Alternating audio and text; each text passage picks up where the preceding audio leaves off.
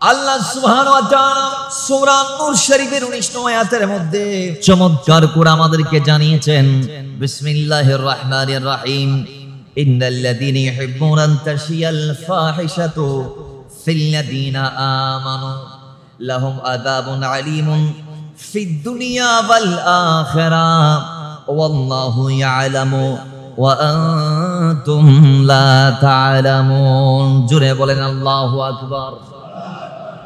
বাবারা আমার ও দুনিয়ার মুসলমান, ও আমার নবীর গোলামেরা, শুনেন শুনেন, আল্লাহ বলছেন নিশ্চয়ই ইন্নাল্লাযীনা, সন্দেহাতীত, সন্দেহ ছাড়া, যারা ইউহিব্বুনা চাই আনতাশিয়াল ফাহিশাতা, আনতাশিয়াল ফাহিশাতু, অশ্লীলতা সমাজের মধ্যে ছড়িয়ে পড়ুক। কোন সমাজ? ফিল্লাযীনা আমানু, ঈমানদারদের সমাজে। যেই সমাজ ঈমানদাররা বসবাস করে, সমাজ অনেক জমিন আছে, কিছু মুসলমানদের সমাজ, ঈমানদারদের সমাজ যাদেরকে আমরা বলি, আর কিছু আছে অমুসলিম বা বিধর্মীদের সমাজ। তাদের ভিতর যত ধর্ম আছে, ইহুদি, নাসরান, খ্রিস্টান থেকে শুরু করে বৌদ্ধ, সাঁওতাল, গারো থেকে শুরু করে চাকমা, মারমা ইত্যাদি ইত্যাদি, আমাদের বাংলার জমিন বলেন, পুরো বিশ্ব ব্রহ্মাণ্ডে বলেন, তামাম বিশ্বের জমিনে যত ধর্ম আছে, প্রত্যেকটা ধর্মের সমাজটা আলাদা সমাজ। ওই সমাজ অশ্লীলতা চললে আমাদের কোনো আপত্তি নাই। আল্লাহ বলছে, মাগার যদি তোমরা এটাই কামনা করো, ঈমানদারদের যে সমাজ আছে, মুসলমানদের যে সমাজ আছে, ওই সমাজের মধ্যে অশ্লীলতা ছড়িয়ে পড়ুক, এটা যারা চাও, তাহলে শুনে নাও, শুনে নাও, তোমাদের ফয়সালা কি? আল্লাহ বলছেন, লাহুম আযাবুন আলীমুন ফিদ দুনিয়া ওয়াল আখিরাহ। জুড়ে বলি সুবহান। আল্লাহ পাক ডাক দিয়ে বলছেন, ওহে আমার বান্দা, যদি এটাই চাও তোমরা ঈমানদাররা অশ্লীলতায় নিমজ্জিত হয়ে যাও, তাইলে দুনিয়াতে তোমার জন্য ভয়াবহ শাস্তি আছে, আখিরাতেও ভয়াবহ শাস্তি আছে। মাথায় রেখো বান্দা, আমি আল্লাহ ছাড় দিচ্ছি কিন্তু ছেড়ে দেব না। আমি আল্লাহ পাকড়াও করব, কবর করব অবশ্যই। ও দুনিয়ার মুসলমান, আল্লাহর কোরআন আমাদেরকে এই আয়াত দিয়ে জানিয়ে দিয়েছেন, যারা দুনিয়ার জমিনে মানুষের মাঝে অশ্লীলতা ছড়িয়ে দিতে যাও, নির্লজ্জতা ছড়িয়ে দিতে যাও, মানুষদেরকে হয়রানির মধ্যে ফালাই দাও, মানুষদেরকে নোংরামির মধ্যে নিকৃষ্ট করতে যাও, সমাজের মধ্যে অশ্লীলতা ছড়াছিটি যারা করছো, যারা নিজের স্ত্রীকে বেপরদায় চালানো পছন্দ করো, যারা বাবা হয়ে নিজের কন্যা সন্তানকে বেপরদায় চালাতে পছন্দ করো, যারা ভাই হয়ে নিজের বোনকে বেপরদার মধ্যে ছেড়ে দিয়েছো, আল্লাহ বলছেন, শুনে নাও, শুনে নাও, ওই অশ্লীলতার প্রসার কামনা করার কারণে, প্রচেষ্টা করার কারণে আল্লাহ তোমাকে দুনিয়া এবং আখিরাতে কঠিন শাস্তি তথা আযাব দিবে। জুড়ে বলি নাউজুবিল্লাহ। আল্লাহ এরপরে বলছেন, আল্লাহু ইয়ালামু, আল্লাহ যা জানেন, ওয়া আনতুম লা তা'লামুন, তা তোমরা জানো না। তোমরা সাময়িকভাবে মনে করছো, কেন নারীদেরকে কেন পোশাকের স্বাধীনতা দেয়া যাবে না? নারীরা তাদের মন মতো চলাফেরা করুক, নারীরা বুরকা পরলে পরুক, না পরলে না পরুক। আমাদের সমাজ অনেকে আছে, নিজের স্ত্রীকে বাইকের পিছনে উঠাইয়া পুরো শহর ঘুরে আসেন নাই, আওয়াজ জুড়ে আসেন নাই, নিজের স্ত্রীকে অর্ধনগ্ন করে, অনেকে বোরকাও পরায় না, থ্রি পিস পরাইয়া স্ত্রীকে নিয়ে এক জায়গা থেকে আরেক জায়গায় সফর করে।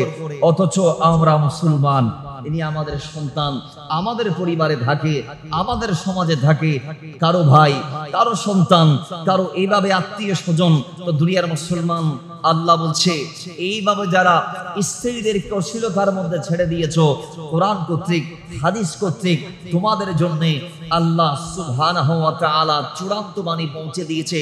যদিও রাসূল আরবী সাল্লাল্লাহু আলাইহি ওয়াসাল্লাম হাদিসে মুবারাকার মধ্যে বলেছেন, আপনি দায়ুস, দায়ুসকে রাসূলুল্লাহ সাল্লাল্লাহু আলাইহি ওয়াসাল্লাম বলেছেন, যেই বান্দা তার আওতাদিন নারীকে, অর্থাৎ হোক সে স্বামী, অথবা হোক সে বাবা, অথবা হোক সে ভাই, সেই ভাই হয়ে যদি তার বোনকে বেপরদায় ছেড়ে দেয়, সেই বাবা হয়ে যদি তার সন্তানকে, তার কন্যাকে যদি বেপরদায় ছেড়ে দেয়, সেই স্বামী হয়ে যদি তার স্ত্রীকে বেপরদায় ছেড়ে দেয়, তাহলে আল্লাহর হাবিব সাল্লাল্লাহু বলছেন ওই স্বামী, ওই ভাই, ওই বাবা তিনি দায়ুস।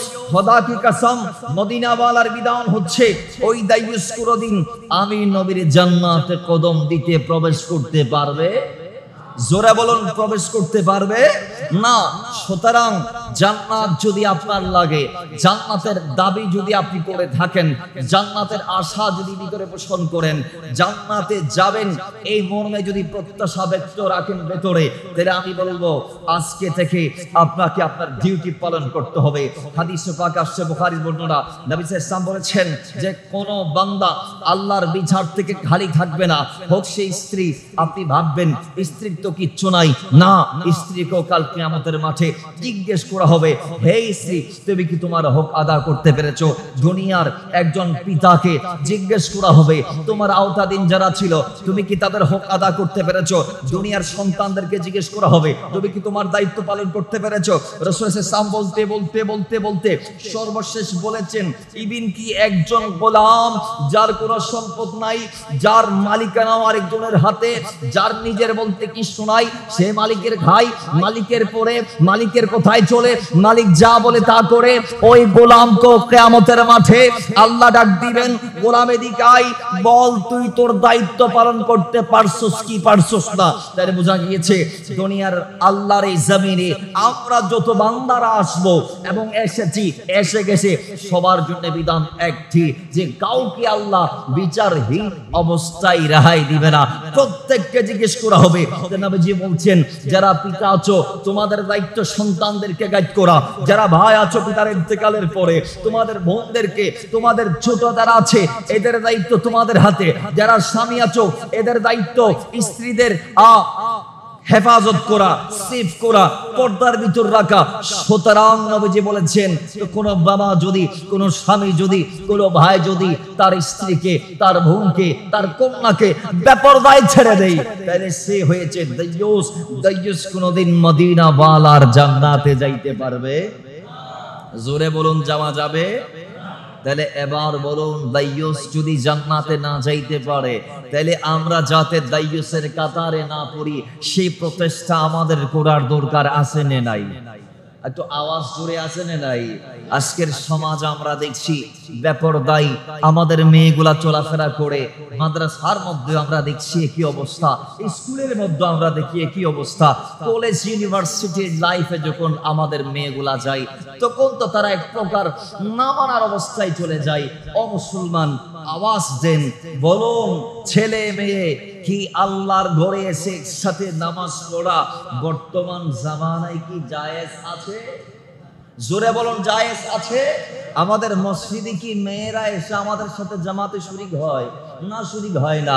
তাহলে আমার বলুন, হৃদয় থেকে যদি আল্লাহর ঘর খানে কাবার এই অংশ মসজিদ, এখানে যদি নারী পুরুষ একসাথে না আসতে পারে, মাওলা ওমর যদি সেটা বন্ধ করে দিতে পারে ফিতনার আশঙ্কা করে, মাওলা ওমর যদি বলতে পারে আজকের পর থেকে নারীরা মসজিদে নববীতে আসার দরকার নাই, তোমরা ঘরের ভিতর থাকো, কারণ আমি ওমর ফিতনার আশঙ্কা করছি, তো মাওলা ওমর যদি নারী পুরুষের একসাথে মসজিদে আসা বন্ধ করে দেয়, তাহলে মসজিদে যদি একসাথে আসা জায়েজ না থাকলে স্কুলে মাদ্রাসায় কি একসাথে বসে ক্লাস করা জায়েজ আছে?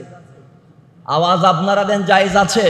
কিন্তু বাংলাদেশের সিস্টেম, বাংলাদেশের যে সিস্টেম সেটা আমরা দেখছি, নারী পুরুষ একসাথে একই ক্লাসে বসে তারা পাঠদান করছে। নারীদেরকে নারী টিচার না দিয়ে পুরুষ টিচার দেয়া হচ্ছে, পুরুষদেরকে পুরুষ টিচার না দিয়ে নারী টিচার দেয়া হচ্ছে। ও মুসলমান, কোন অ্যাঙ্গেল থেকে আপনি জায়েজ সাবেত করবেন? কোন অ্যাঙ্গেল থেকে আপনি জায়েজ প্রমাণ করবেন? কোন দলিল আপনি সাবেত করবেন যে একজন নারীর দায়িত্ব একজন পুরুষ নিতে পারে? আপনি কিভাবে প্রমাণ করবেন যে একজন নারীকে পড়ানোর জন্য হোম টিউটর হিসেবে তার ঘরে পুরুষ টিচার আসতে পারে? না না না তাআলা আল্লাহর নবী রাহমাতাল লিল আলামিন নারীদেরকে পর্দা করতে বলেছেন, সাথে পুরুষদেরকেও পর্দা করতে বলেছেন। আপনি যখন পর্দার আয়াতটা পাঠ করবেন, আপনি যখন পর্দার বিধানটা সম্পর্কে একটু দৃষ্টিপাত করবেন, তখন আপনি দেখবেন আল্লাহ সুবহানাহু ওয়া তাআলা পর্দার ব্যাপারে নারীদেরকে বলার আগে সর্বপ্রথম আল্লাহ পুরুষদেরকে নির্দেশ দিয়েছেন পর্দা করার। জোরে বলেন না সুবহানাল্লাহ। আর একটু জোরে বলবেন না সুবহানাল্লাহ। এটা সূরা নূরের 30 থেকে 31 নং আয়াত আল্লাহ পর্দার বিধান নাযিল করেছে। আল্লাহ এইখানে প্রথম পর্দা করতে পুরুষদেরকে বলেছে। আজকে আমাদের সমাজ আমরা যারা পুরুষ আছি, আমরা মনে করি না নারীরা পর্দানশীল হয়ে ঘর থেকে বের হবে আর আমরা চোখ তুলে তুলে তাদের দিকে তাকাবো। নাউযুবিল্লাহি মিন যালিক, মাআযাল্লাহ, আলিয়াযুবিল্লাহ। আল্লাহর দরবারে আশ্রয় চাচ্ছি। ও মুসলমান, মাওলা আলী কাল্লান নবী হাদিস বর্ণনা করেছেন এইভাবে যে, হে আলী, কোন বেগানা নারীর দিকে যদি প্রথম নজরটা পড়ে, নজর পড়ার সঙ্গে সঙ্গে আগাদুল বাসার, দৃষ্টিকে অবনত করো, নিচে নামাও। যদি দ্বিতীয় নজর দাও তাহলে এটা চোখের জেনা হবে। জোরে বলি নাউযুবিল্লাহ। আর একটু আস্তে বলি নাউযুবিল্লাহ। তাহলে এবার বলুন, আমাদের চোখকে হেফাজতের দরকার আছে না নাই? আরো জোরে আছে না নাই? এজন্য ভাইরা আমার, আল্লাহ সুবহানাহু ওয়া তাআলা সূরা নূরের 30 নং আয়াতে বলছেন, কুল্লিল মুমিনিনা ইয়াকুদ্দু মিন আবসারিহিম ওয়া ইয়াহফাযু ফুরুজাহুম যালিকা আযকা লাহুম ইন্নাল্লাহা খাবীরুম বিমা ইয়াসনাউন। আল্লাহ প্রথম আয়াতে বললেন, হে মুমিনরা, পুরুষদেরকে আল্লাহ বলছেন, হে মুমিনরা, তোমরা তোমাদের চোখকে নিচে নামায় রাখো এবং লজ্জাস্থানের হেফাজত তোমরা করো। এতেই তোমাদের জন্য আল্লাহ পবিত্রতা রেখেছেন এবং নিশ্চয়ই তোমরা যা করছো আল্লাহ সেই ব্যাপারে ভালোভাবে জানেন, অবহিত আছেন। জোরে বলেন সুবহানাল্লাহ। এরপর আল্লাহ বলছেন, ওয়া কুল্লিল মুমিনাত, নারীদেরকে আবার বলছেন মুমিনাত মানে নারীরা। হে মুমিনদের নারীরা, রমণীরা, তোমরা শুনে রাখো, ইয়াকুদুনা মিন আবসারিহিন্না, তোমরাও তোমাদের চক্ষুকে নিচে নামায় রাখো।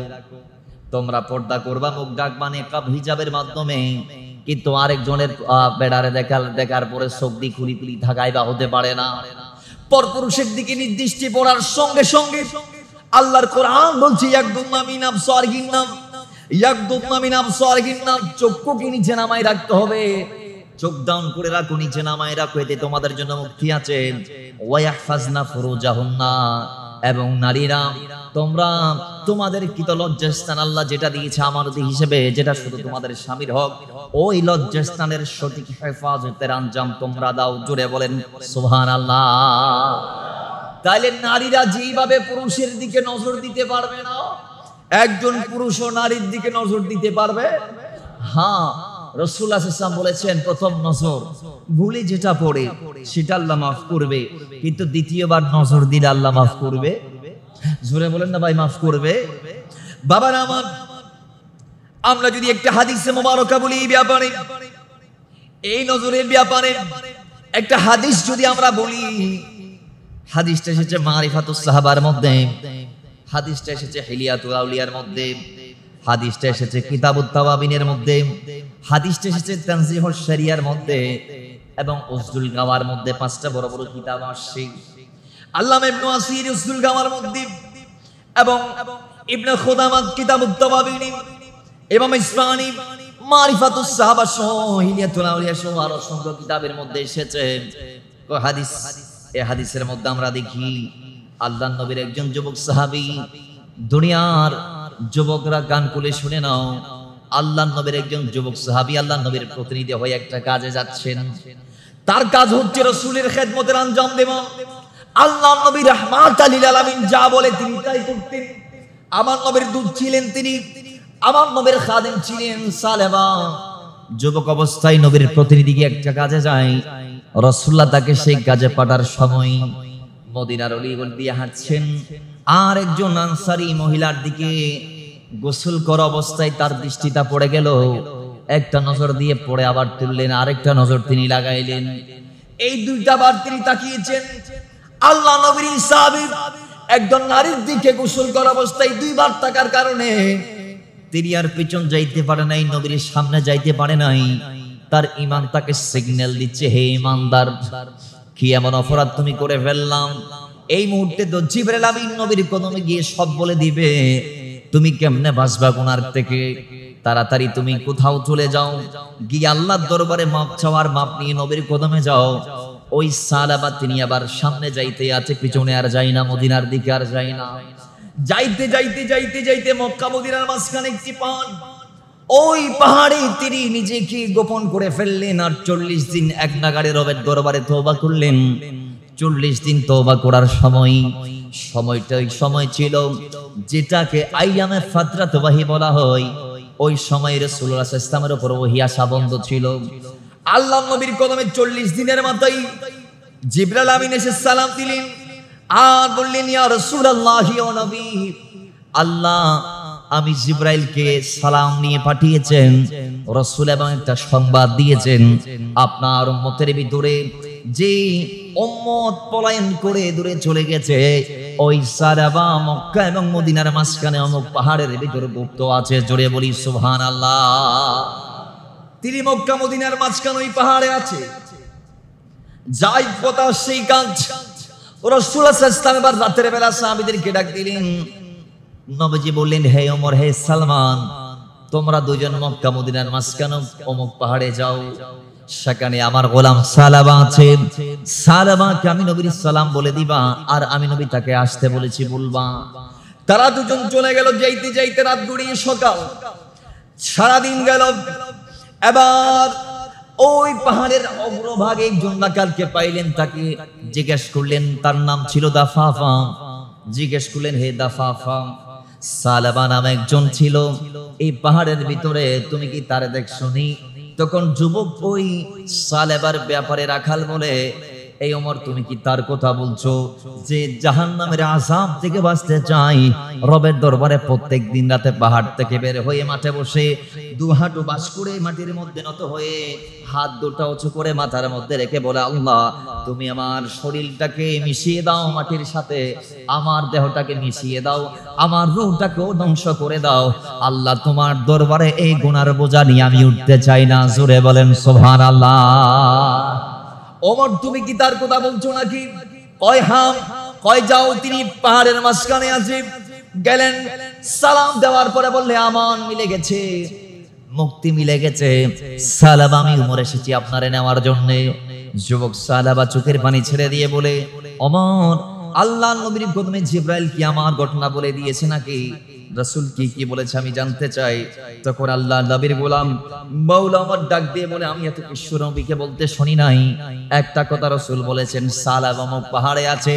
আর সালাবা, শোনো, নবী যখন তোমার কথা বলেছেন, আমি ওই সময়ে মদিনাওয়ালার চোখের মধ্যে অস্ত্র দেখেছি, পানি দেখেছি। জোরে বলেন সুবহানাল্লাহ।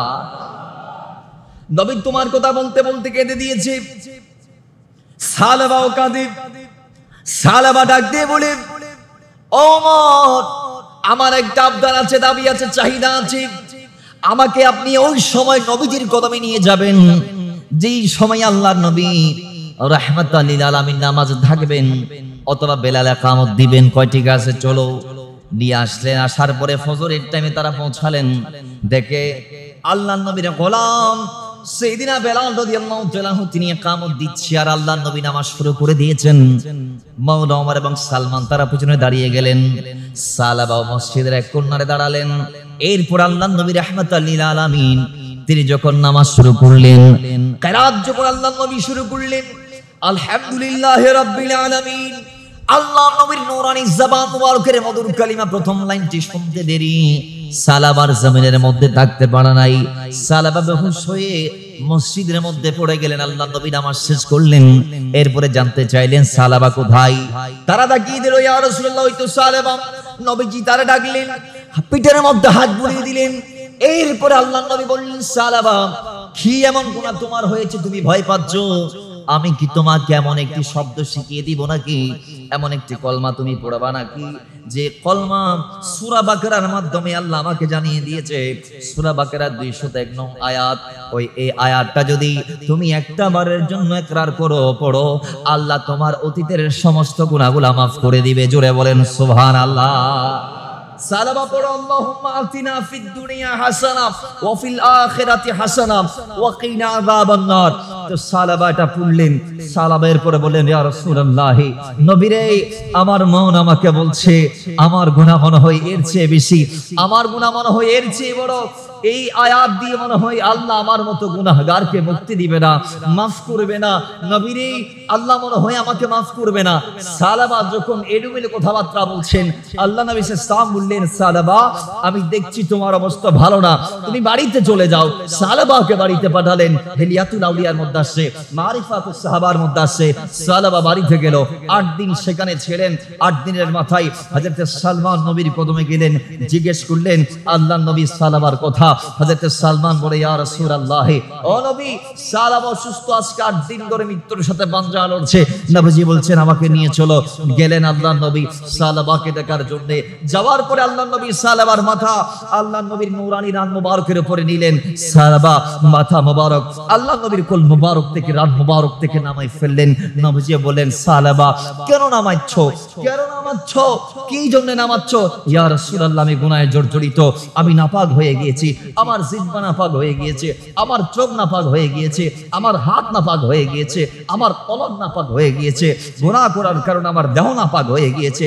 ইয়া রাসূলুল্লাহ আপনি নবী পাক, আপনার জিসিম পাক, আপনার সবগুলা পাক। ইয়া রাসূলুল্লাহ নাপাক পৃথিবীর প্রাণী কেমনে আপনি পাক নবীর পাক কুলের মধ্যে মাথা দিবে? ইয়া রাসূলুল্লাহ সালাবার কি এমন যোগ্যতা যে সে তার মাথা আপনি নবীর কুলের মধ্যে রাখবে? অথবা আপনি রাখার বড় আমি তো সহ্য করতে পারবো না ইয়া রাসূলুল্লাহ।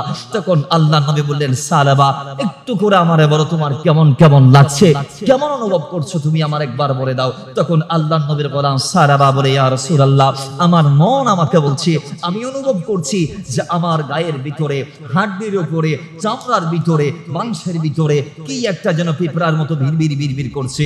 আমার পুরো দেহের মধ্যে কি ভিতরে হাঁটা চলা করছে এমন আমার অনুভূতি হচ্ছে ইয়া রাসূলুল্লাহ। এই অনুভূতি কি জন্য আমার লাগছে আমি জানি না, অতীতে এমন লাগে নাই। আল্লাহর নবী বুঝতে পারলেন সালাবার টাইম শেষের দিকে, সে আর জমিনের মধ্যে থাকবে না। যুবক সালাবার মৃত্যুর ডাক চলে আসছে। নবীজি বললেন মৃত্যুর প্রাক্কালে সালাবা তোমার আখেরি কোনো খায়েশাত আছে নাকি, কোনো দাবি আছে নাকি, কোনো চাহিদা আছে নাকি, কোনো চাওয়া রবের কাছে আছে নাকি? আছে ইয়া রাসূলুল্লাহ। কি চাও? কয় মাপ চাই। জিবরাইল আসলো, আমার নবীকে সালাম দিল এবং বলল ইয়া রাসূলুল্লাহ যে আপনার দরবারে মাপ চাচ্ছে আল্লাহ তারে মাফ করে দিয়েছে। আর একটু জোরে বলি না সুবহানাল্লাহ। ইয়া রাসূলুল্লাহ এবং আল্লাহ আরেকটি কথা বলেছে, সেই সালাবা 40 দিন ধরে এত বেশি তওবা করেছে, এত বেশি তওবা করেছে, সে যদি গোটা দুনিয়া সম পরিমাণ গুনাহ নিয়ে আজকে যদি সে আল্লাহর সাক্ষাতে যাইতো, আল্লাহ বলেছেন সম পরিমাণ ক্ষমা নিয়ে আল্লাহ তার সামনে হাজির হয়ে যাইতো। তার মানে আল্লাহ তাকে মাফ করে দিয়েছে। এবার দয়াল নবী রাহমাতাল লিল আলামিন বললেন, এ জিবরাইল আমি কি আমার গোলামকে এই সংবাদ দিয়ে দিব? ইয়া রাসূলুল্লাহ অবশ্যই। তখন আল্লাহর নবী রাহমাতাল লিল আলামিন সালাবাকে বললেন সালাবা আল্লাহ তোমাকে মাফ করে দিয়েছে, এটা বলতে দেরি। আল্লাহি সালাবা বিকট একটা শব্দ দিয়েছে, চিৎকারের মাধ্যমে আল্লাহর এই জমিন থেকে জান্নাতের মেহমান হয়ে গেছে। পড়ে ইন্না লিল্লাহি ওয়া ইন্না ইলাইহি রাজিউন। সালাবার ইন্তেকাল হলো, সালাবার জানাজা হলো। আল্লাহর নবী গেলেন, সাহাবাগণ দেখছেন আল্লাহর নবী নূরানি পা মুবারকটা গোটো ভাবে পুরোপুরি ভাবে জমিনের উপর বসাচ্ছে না। রাসূলুল্লাহ আঙ্গুলের মাথায় ভোট দিয়ে হাঁটছে। জানাজার পরে আল্লাহর নবীর সাহাবারা নবীজির কদমে জিজ্ঞেস করলো, ইয়া রাসূলুল্লাহ নবী আপনার থেকে জানতে চাই আঙ্গুলের মাথার উপর ভোট দেওয়ার কারণ কি? প্রশস্ত জমিন আপনি কদম দেওয়ার সুযোগ রাখেন, ক্ষমতা আছে, আপনার পায়ের মধ্যে কোনো সমস্যা নাই, তারপর আঙ্গুলের মাথায় কেন ভোট দিলেন? নবীজি বলছেন খোদা কি কসম, ওই আল্লাহর শপথ যেই আল্লাহ আমাকে সঠিক দিন নিয়ে পাঠিয়েছে দুনিয়ায়, সেই আল্লাহর নামের কসম করে বলছি যে সালাবার জানাজাতে এত বেশি ফেরেশতারা এসেছে যাদের ডানার আধিক্যতার কারণে আমি নবী কদম দেওয়ার সুযোগটুকু পাচ্ছিলাম না। জোরে বলেন তাহলে যিনি 40 দিন আল্লাহর দরবারে ইস্তেগফার প্রার্থনা করেছে তার গুনাহ কি?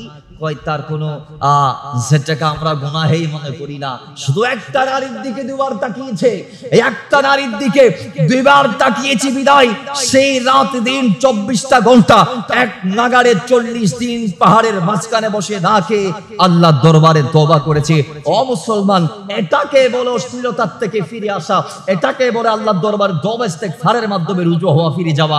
ও মুসলমান, আজকের সমাজ আমরা দেখছি যে সাহাবী একজন যুবক হওয়ার পরেও একটা নারীর দিকে দুইবার তাকিয়ে 40 দিন এক নাগারে তওবা ইস্তেগফার করেছেন, সেই নারীর দিকে আমরা হাজারবার তাকাচ্ছি, গাছের মধ্যে থাকাচ্ছি, বান্ধবী বলে ঘুরতে যাচ্ছি, ইত্যাদি ইত্যাদি অসামাজিক কার্যকলাপের মাধ্যমে আমরা একে অপরকে টাইম দিচ্ছি।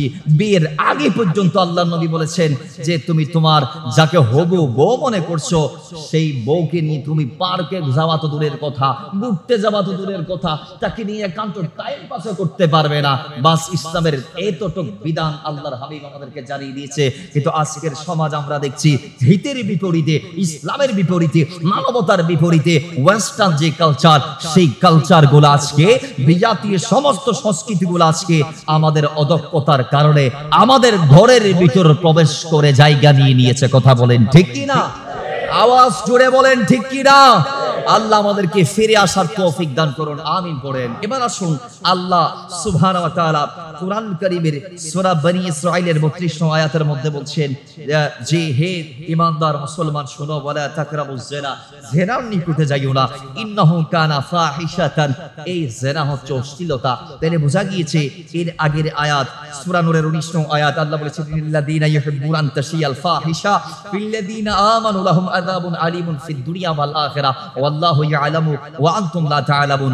আগের আয়াত আল্লাহ বলেছে যারা অশ্লীলতার প্রসার কামনা করছেন, মুসলিম সমাজে অশ্লীলতা ছড়িয়ে দিতে যাচ্ছেন, তাদেরকে আল্লাহ পাকড়াও করবেন দুনিয়া আখিরাতে জিল্লত দিয়ে, শাস্তি দিয়ে, মারাত্মক ভয়াবহ আযাব দিয়ে, এবং আল্লাহ যা জানে তা তোমরা জানো না। তাহলে এখানে যে অশ্লীলতার কথা আল্লাহ বলেছেন, সেই অশ্লীলতা কি? আল্লাহ আরেক আয়াতে বলছেন ওয়ালা তাকরাবুজ জিনা, জিনাই হচ্ছে অশ্লীলতা, তোমরা সেই জিনার নিকটে যাইও না, কারণ ইন্নাহু কানা ফাহিশাতান, এই জিনাই হচ্ছে মারাত্মক অশ্লীলতা। এছাড়াও আরো অসংখ্য অশ্লীলতা আজকের এই সমাজে ঢুকে গিয়েছে। কেমন কেমন আপনি দেখেন ফেসবুক, আপনি দেখেন ইউটিউবে, আপনি দেখেন সামাজিক যে প্ল্যাটফর্ম গুলো আছে, টিকটক থেকে শুরু করে প্রত্যেকটা সাইট আমাদের হস্তগত, আমাদের প্রত্যেকের হাতে অ্যান্ড্রয়েড আছে, মোবাইল আছে। আমরা এই সোশ্যাল নেটওয়ার্কিং এর বিভিন্ন সাইটের মাধ্যমে আজকে আমরা অশ্লীলতায় নিমজ্জিত হচ্ছি। আমাদের নারী পুরুষগুলা ঘন্টার পর ঘন্টা রিলস দেখছে, আমাদের ছোট ঘরের বাচ্চাগুলা পর্যন্ত আজকে মোবাইল হাতে না দিলে তারা ভাত খাচ্ছেন না। তো তারা সবগুলা যে ভিডিওগুলা তাদের মোবাইল আসছে, সবগুলা তো আর ভালো ভিডিও না, এখানে এখানে কিছু অ্যাডাল্ট ভিডিও আছে যেগুলা স্বামী স্ত্রী একান্ত টাইমে মনে করেন সেখানে স্বামী স্ত্রী একটা ভিডিও বানিয়েছে। এটা কি ছোট বাচ্চা দেখার ক্ষমতা রাখে? জোরে বলেন না, ক্ষমতা রাখে না। যেটা মা বাবা দেখবে সেটা কি সন্তান দেখতে পারবে না। প্রত্যেকটা কাজের একটা লিমিটেশন আছে, প্রত্যেকটা কাজ আলাদা আলাদা ব্যক্তির জন্য বরাদ্দ, প্রত্যেকটা কাজ আলাদা আলাদা ব্যক্তির জন্য। তো সুতরাং আমাদের এগুলা মাথায় রাখতে হবে। এই সাইটগুলা যদি আমরা ইউজ করি তাহলে আমাদেরকে ইউজ করার মতো করতে হবে। মাথায় রাখবেন, সেখানে যদি অশ্লীলতায় আপনি নিজেকে নিমজ্জিত করেন, আজকের সমাজে তো আমরা দেখছি বিয়ের পরে অনেকে নিজের স্ত্রীকে পর্যন্ত ওপেন পর্দার সামনে নিয়ে আসছে, অনেকে বিয়ের পরে কাফল ব্লগ করছে। সমাজে এরকম ব্যক্তি আছে না নাই? জোরে আছে না নাই? আল্লাহ আমাদের স্ত্রীদেরকে হেফাজত করুন। আমার বাবারা, আপনি কেন জেনার থেকে নিজেকে সেফ রাখবেন? আপনি মনে মনে ভাবছেন হুজুর সমাজেতে জেনা চলে না। আরে বাবা, জেনা শুধু গোপন অঙ্গ দিয়ে করার নাম নয়, জেনা অন্তরে কুপ্রবৃত্তি কামনার নাম। নবীজির হাদিস বুখারী এবং মুসলিমের যৌথ বর্ণনা। জেনা চোখ দিয়ে দেখার নাম, জেনার সূচনা চোখ থেকে, জেনার সূচনা মুখ থেকে, জেনা কান দিয়ে হয়, জেনা হাত দিয়ে হয়, জেনা অন্তর দিয়ে হয়। আর হাদিসে পাকের সর্বশেষ ইবারত লজ্জাস্থান সেটাকে সত্য মিথ্যায় পরিণত করে। তাহলে আমাদেরকে চোখকে হেফাজত রাখতে হবে, কানকে হেফাজত রাখতে হবে। মাথায় রাখবেন, আরেকজনের বেগানা নারীর দিকে আপনি তাকার আগে চিন্তা করবেন আপনার ঘরে মা আছে। হযরত আবু উমামা থেকে একটা হাদিস আসছে যেটা মুসনাদ আহমদের মধ্যে বর্ণনা করা হয়েছে 5 খণ্ডের 256 এবং 57 পৃষ্ঠার মধ্যে, যে আল্লাহ নবী সাল্লাল্লাহু আলাইহি ওয়াসাল্লামের কাছে একজন যুবক গেলেন, গিয়ে বললেন ইয়া রাসূলুল্লাহ, আমি জিনা করতে চাই, আমাকে অনুমতি দেন। সাহাবায়ে কেরাম একরাম মারমুখী হয়ে তার দিকে গেলেন। 2 মিনিটে শেষ করছি বাবারা আমার। মারমুখী হয়ে যখন সাহাবারা তার দিকে তেড়ে গেলেন, আল্লাহর নবী বললেন যে তাকে মারার দরকার নাই, ধমক দেওয়ার দরকার নাই, আমি কয়েকটা কথা বলবো তাকে যে এই আমার সাহাবী, এই যুবক বলো তোমার ঘরে কি কোনো মা আছে? আছে ইয়া রাসূলুল্লাহ। তুমি কি চাও তোমার মায়ের সাথে অন্য কেউ এই জিনা করুক? সাহাবী কেঁদে দিয়েছে, বলে ইয়া রাসূলুল্লাহ আমি চাই না।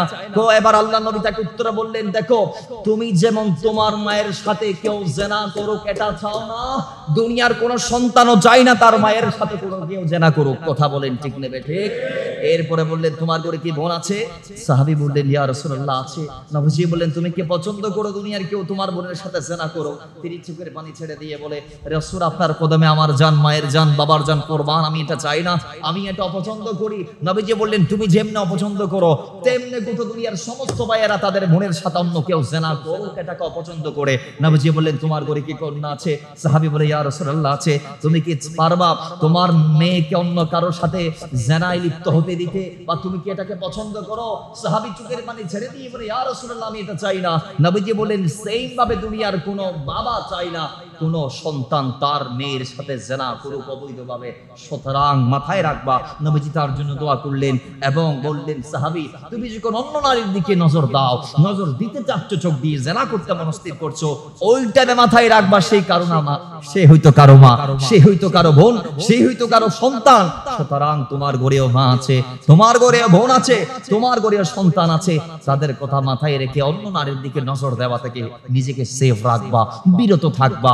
সেদিন আল্লাহর নবী তাকে দোয়া করার পর থেকে বর্ণনাকারী সাহাবী আবু উমামা বলছে আল্লাহর কসম আমি দেখি নাই ওই সাহাবী কারো দিকে নজর দিতে। জুড়ে বলেন আল্লাহ আমাদেরকে এই মানসিকতা পোষণ করে অশ্লীলতা মুক্ত সমাজ বিনির্মাণ করার তৌফিক দান করুন, আমিন।